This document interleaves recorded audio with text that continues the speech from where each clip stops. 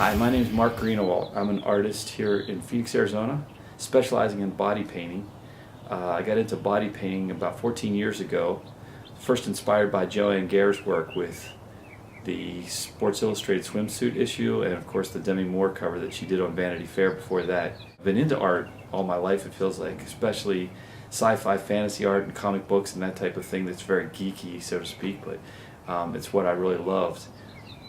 Body painting has opened quite a few doors for me. The first one was I had the opportunity to go to teach a class with Airbrush Action magazine. Then I think getting some of that national exposure allowed me to get into some other body art events. I had the opportunity to do quite a few conventions, Albuquerque, Toronto. There was a thing called Bodyssey that I was able to teach at. And actually even overseas I've had the opportunity to go to the UK and even one trip to Shanghai, China, which was a competition, and I'm very proud to say that I took second place in that. In addition to the body painting, I've gotten really into the special effects side of makeup. What first steered me that direction was being cast as a makeup artist on a film set called the Silicone Chronicles. And even though in this case it was still mostly body painting, I was painting the Wiccan characters with red face paint and then putting tribal designs on the side. And each one had a design. I came up with a special design for each character. But even though that one was mostly paint, it kind of opened my eyes to how fun being on film sets can be. And since then I've worked on quite a few short films and even decided to attend Scottsdale, the film school at Scottsdale Community College. As a matter of fact, even doing some screenwriting and acting, just kind of for the fun of it too, just enjoying all sides of it.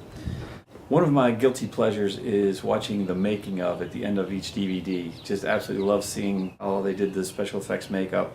One of my favorite characters obviously is Mystique from X-Men. Just that was body painting, special effects makeup, and sexy. And sexy is just one of the coolest things I think about sci-fi fantasy work. And it's been, like I said, what's kind of inspired me into this, the body painting role. One of the first things I worked with was liquid latex. And when I saw what you could do with liquid latex and cotton, it was kind of inspiring. And then I discovered foam latex and just changed my world as far as being very cool to put on. And I bought Pros Aid and just kind of learned all the tricks of the trade. And then actually for this video was the first time that I'd ever worked with silicone appliances. As far as life casting and face casting, I've been involved in that just a little bit. With a friend of mine here in Arizona. His name's Gullwing, and he helped me make a face cast for myself, and I've worked with him on several life cast projects where I actually did the body painting on the cast. I think one of the things that gives me a little bit of an advantage as a body painter and special effects artist is I have a creative side and also a technical side to my mind that I feel like I've been fortunate to have, but also it's driven me crazy at times too. But I actually have a degree in engineering. I went to Penn State for electrical engineering, and that's actually my day job. So all of the body painting and special effects work I do has to end up kind of being hobbies and in my spare time that I get that done. Although it's a serious hobby and I spend a whole lot of time on it in my spare waking hours. But as far as the creative side, I'm a musician. I play guitar and keyboard and actually write songs. Alright, let's see if I can now walk you through all of the steps that it took to do this character that I call Ares. To me, one of the most important parts of body painting and special effects makeup is really getting the character designed right. I've been into fantasy illustration for years, and coming up with that concept and that character that just says something or has some special features really important to me. Of course, the first step once I had the life cast was to do the sculpt. In this case I used a water-based clay, which is the recommendation that I got from quite a few people, although I once again learned a few lessons as I went because it ended up drying out on me a little bit more than I wanted. I got to see what happens when it shrinks and cracks, and I was able to fix up most of it, but I did learn a few lessons as I went by there.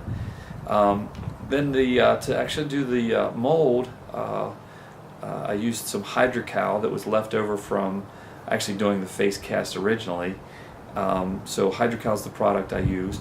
To do the silicone appliance, I went to a local store here that sells smooth-on products. So Dragon skin is the product that I ended up picking, and added slacker to it so it'd be good and sticky.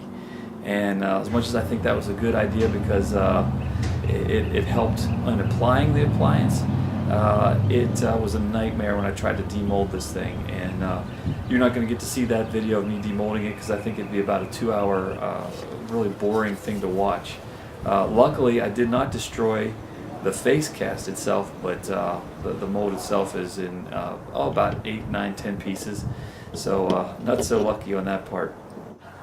The next part was to pre-paint the appliance. I ended up using some Skin Illustrator palettes for a lot of it, but I also used some airbrush, and I used Real Creations for that. Since I did put the slacker in the silicone, it was able to stick a little bit on its own, so I was able to put it up there and kind of get it to stay in place while I went around and sealed the edges a little bit. And I used the Skin Tight. I didn't put any color in the Skin Tight, so I kept it clear. Once I had the appliance on, I decided to do a few things just to kind of try my hand at it. I did put the beard on, and the beard was done using a makeshift needle that was cut to hold the horns on. They were hot glued onto to my head, so I got to feel the warmth of that, but wasn't too bad. And then to make it look like they were connected, I used the old tricks of liquid latex and cotton, and then painted that once I was done to try to get it to match as best I could. Once all that was done, I just added a little bit of costume, and there was my character. And like I said, I called him Aries. So there you have it. That's my video.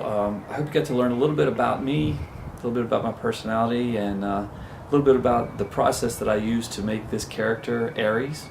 Had a lot of fun doing it. Hope to make a lot more projects like this, and really expand my horizons. But at this point in my career, this is where I am. This is as far as I've come with the silicone application and prosthetics, and it's been a lot of fun, little learning experience. So hopefully I'll take that experience ahead and do it better next time, and just improve from here. So hope you enjoyed the video. Thanks for watching. Bye. Once again, I'm Mark Greenawalt, and you can find me online at www.futureclassx.com or at markgreenawalt.com.